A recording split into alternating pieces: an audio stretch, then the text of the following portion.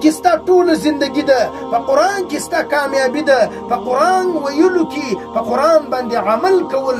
اصل قرآن ویل او په هغه باندې عمل کول، دا ستا د ژوند د کامیابی لار ده، دا ستا ژوند دی. ټوله زندگی زموږ د په قرآن کې موجوده ده. دا خو زموږ کمزوري ده چې د قرآن د الله تعالی د احکامو نافرماني کوو،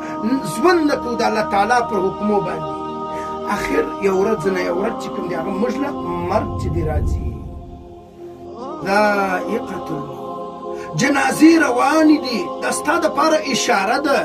قبرونه تیاریږي ستا دپاره اشاره ده، مګر بیا هم د هغه باوجوده ته غور و فکر نه کوې چې زما د ژوند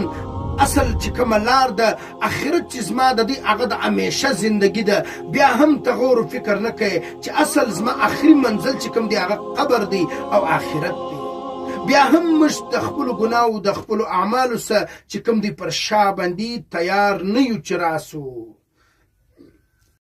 اعلان د نور خلکو په باره کې کېږي، د هغه رقم تر ما ته ډېر د لوړ مقام والا خلک چې کوم دي هغه تللي دي، د هغه رقم یو ورځ چې کوم دی یو ورځ نه یو ورځ اعلان زما او ستا په باره کې کېږي.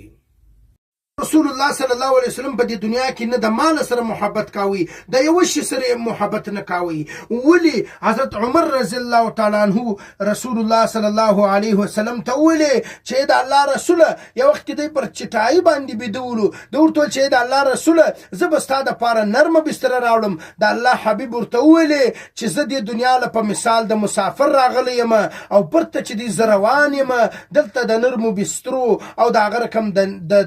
د زیاتو نعمتو طلب کول، د دنیا طلب کول زما د پاره نه دی مناسب، ځکه زه روان یم، زما اصل منزل چې دی هغه آخرت دی.